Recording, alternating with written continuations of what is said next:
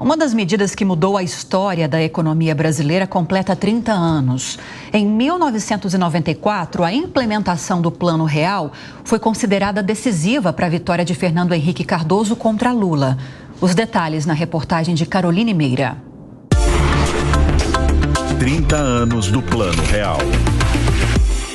Depois de tantos planos e tentativas fracassadas, a inflação continuava a subir no início dos anos 90, passando de 2.851% ao ano.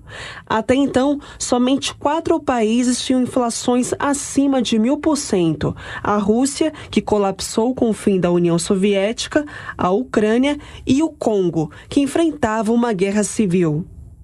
Em meio a tanta instabilidade e sofrimento da população, a inflação passou a ser tratada de forma lúdica como um dragão que cospe fogo e derrete o poder de compra.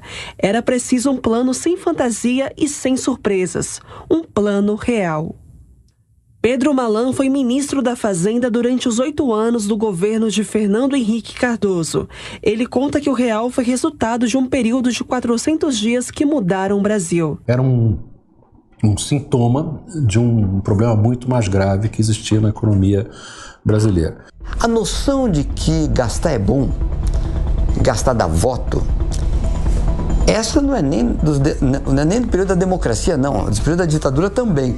O governo era um governo militar, mas ele procurava se legitimar politicamente. E a legitimação política do governo militar vinha da forma populista tradicional. Não é uma discussão trivial. O Brasil é um país muito complexo, não é difícil de entender, é difícil de administrar.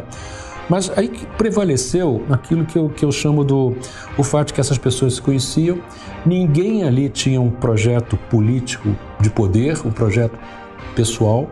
É sintomático que tenha havido discussões durante esses meses que eu mencionei e não tenha vazado nada, nenhum ali desse grupo básico plantou uma notícia de jornal, deu um vazamento para um jornalista, antecipou algumas coisas que estavam em discussão.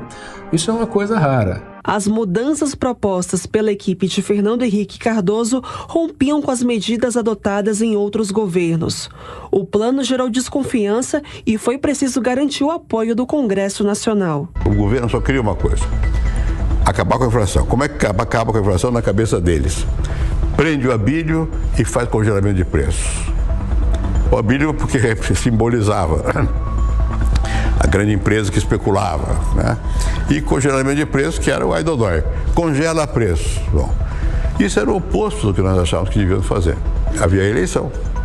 Havia eleição, que seria em 94, eu tinha um prazo para me desincompatibilizar se eu fosse candidato. Eu não queria ser candidato. As pessoas não acreditam nisso, naturalmente, mas é verdade. O que eu queria era a estabilização da economia. Eu pensei com meus botões: o Itamar não tem a quem apoiar e vamos perder a eleição, então é melhor arriscar. Por isso que eu aceitei de ser candidato. O Plano Real foi concluído na virada de junho para julho de 1994, quando o governo federal enviou aos deputados e senadores a medida provisória de implementação. O real se tornou a moeda brasileira mais longeva desde 1942.